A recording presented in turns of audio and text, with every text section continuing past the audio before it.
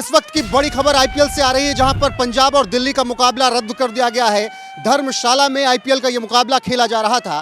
Flood light बंद की गई, ब्लैकआउट का ऐलान हुआ। भारत ने इस बीच पाकिस्तान की मिसाइलें गिरा दी हैं।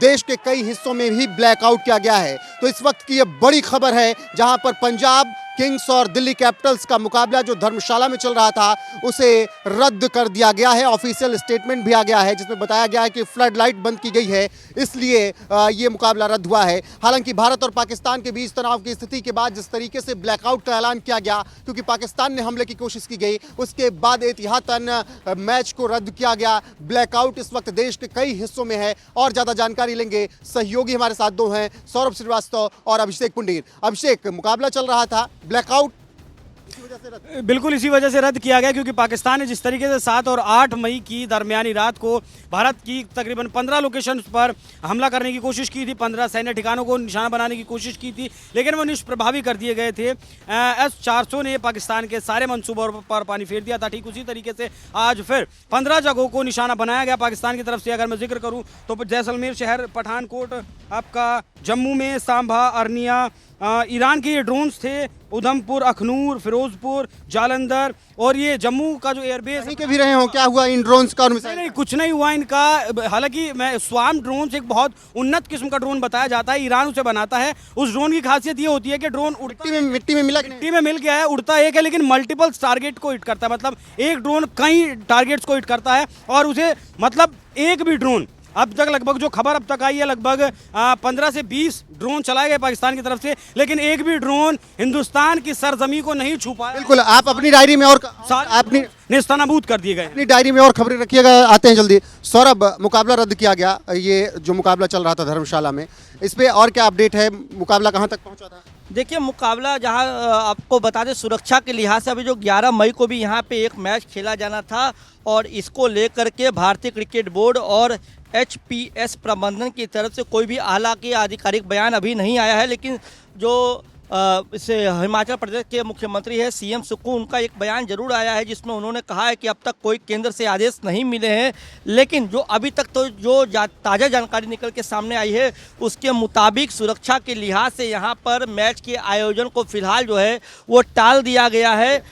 और आने वाले समय में भी जो अभी जो है सुरक्षा के लिहाज से जो धर्मशाला का एयरपोर्ट है, उस पर पूरी तरीके से आवाजाही को बंद कर दिया गया है। बिल्कुल अभिषेक, और क्या जानकारियां जो अभी तक हाल फिलहाल में हुई इस पूरे अटैक को लेकर? क्या पूरा जम्मू में ब्लैकआउट कर दिया गया है। पाकिस्तान ने इस बार, कल तो सैन्य ठिकानों को निशाना बनाने की कोशिश की थी, लेकिन आज उसने शहरों को, आप पठानकोट की बात करें, जम्मू की बात करें, या फिर जैसलमेर की बात करें, पूरे शहरों की जो आबादी है, उस आबादी को आज टारगेट करने की कोशिश की गई थी पाकिस्तान के द्वारा, लेकिन ये कोशिश कामयाब नहीं हुई, क्योंकि भारत ने अपना जितनी भी सीमाएं पाकिस्तान से लगती हैं, वो गुजरात से लगती हो, पंजाब से लगती हो, या फिर जम्मू से लगती हो, वहाँ तो S-400 तैनात किए हुए हैं। उसके साथ ही साथ देश के बीच में भी, वो बताना ठीक नहीं होगा कि कहाँ पर, देश के बीच में भी एक S-400 एयर डिफेंस सिस्टम तैनात किया हुआ है, जिससे कि पाकिस्तान का एक भी मिसाइल, एक भी ड्रोन, या फिर कोई भी फाइटर जेट अगर उड़ता है तो वो भारत की ज़मीन को नहीं छू पाएगा।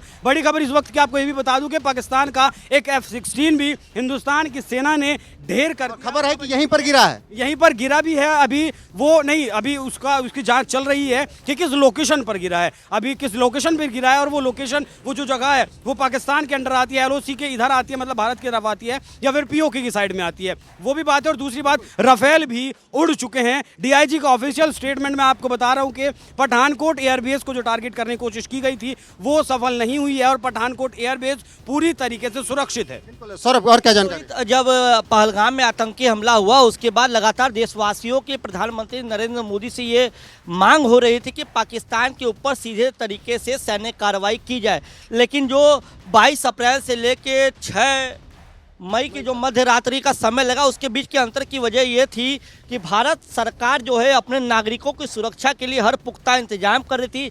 भारत सरकार की ये पूरे तरीके से कोशिश थी कि भारत की तरफ से जो भी सैन्य कार्रवाई होगी तो जाहिर तौर पे पाकिस्तान बौखलाहट में कोई भी जवाबी कार्रवाई कर सकता है, लेकिन भारत के हर एक नागरिकों की जान की कीमत सरकार को पता है। प्रधानमंत्री नरेंद्र मोदी लगातार जो दिल्ली में बैठक कर रहे थे, सेना के अलग अलग मतलब कि थल सेना, वायुसेना और जल सेना के अधिकारियों के साथ, जो सेना प्रमुखों के साथ जो बैठक हो रही थी उसमें इस बात को तय किया जा रहा था कि भारत के सिविलियंस यानी कि आम नागरिक की सुरक्षा कैसे सुनिश्चित की जाए। शायद यही वजह से लेट हुआ, लेकिन अब जब पाकिस्तान के तरफ से जवाबी कार्रवाई की कोशिश की जा रही है, लेकिन जो भारत सरकार का, भारतीय सेना का जो होमवर्क है वो इतना पुख्ता तरीके से है कि पाकिस्तान की हर जो नापाक कोशिश है उसको भारतीय सेना नाकाम कर रही है। बिल्कुल बिल्कुल। कैंप और कुपवाड़ा पर इस वक्त भारी गोलाबारी, जो खबर है वो ये है कि भारी गोलाबारी हुई है और प्रधानमंत्री की तरफ से पहले भी, कल भी जो मीटिंग मुलाकात हुई थी उसमें कहा गया था सेना को पूरी तरीके से छूट दे दी गई थी, लेकिन अभी भी भारत ये सोच रहा था कि पाकिस्तान ऐसे ही मान जाए, लेकिन अब पाकिस्तान की तरफ से मुझे लगता है कि पूरी तरीके से फुल फ्लैज वॉर की स्थिति उत्पन्न कर दी गई है। अब देखना दिलचस्प होगा कि पाकिस्तान का हाल क्या होता है। बिल्कुल, अब इतिहास और भूगोल भारत तय करेगा कितना टिक पाता है, क्योंकि इससे पहले जब 71 में लड़े थे तो एक बच्चा पैदा हुआ था पाकिस्तान को, और इस बार मुझे लगता है कि 2 बच्चे पैदा ना हो जाएं। और मैं वही कह रहा हूं कि अब भूगोल और इतिहास पाकिस्तान का भारत बदलने वाला है। पाकिस्तान ने इस बार बहुत बड़ी गलती कर दी है।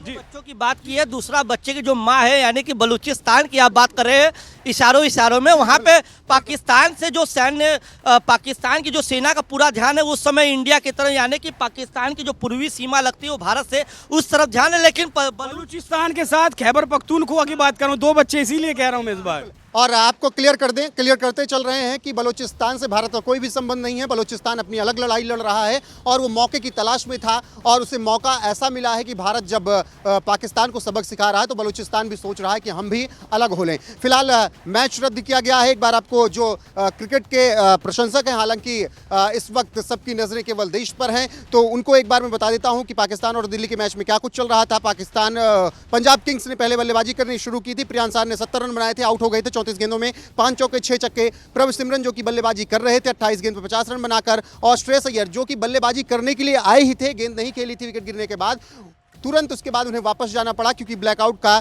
ऐलान कर दिया गया था। और ऐसे में ये ओवर अभी तक जो हुए थे 10.1 ओवर बीत चुके थे। 12 के रन रेट से 122 रन बना चुकी थी पंजाब किंग्स 1 विकेट के नुकसान पर। फिलहाल मैच रद्द कर दिया गया है, तो दोनों टीमों के बीच अब एक एक अंक बांट दिए जाएंगे क्योंकि देश से बड़ा कुछ भी नहीं है, ये सबको पता है। तो ऐसे में ये मुकाबला रद्द किया गया है। ये क्रिकेट प्रशंसक हैं उनके लिए खबरें थी, बाकी देश में जो कुछ चल रहा है उस पर हम चर्चा कर रहे हैं। पाकिस्तान ने हमले की कोशिश की, 8 मिसाइलें उन्होंने दागी, उसको तुरंत मिट्टी में मिलाया गया। खबर है कि F-16 जो कि भारत में ही गिरा है, कहां गिरा है इसकी जानकारी ली जा रही है, और रक्षा मंत्रालय ने भी कह दिया है कि पूरी तरीके से हमारे एयर स्ट्रिप, एयरबेस सुरक्षित हैं, कहीं पर किसी भी तरीके की कोई भी क्षति नहीं हुई है। बाकी जो अपडेट आएगी आप तक जरूर पहुंचाएंगे। फिलहाल अभी बने रहिए हमारे साथ क्योंकि हर एक जानकारी आपको NMF न्यूज़ पर मिलेगी लगातार। नमस्कार।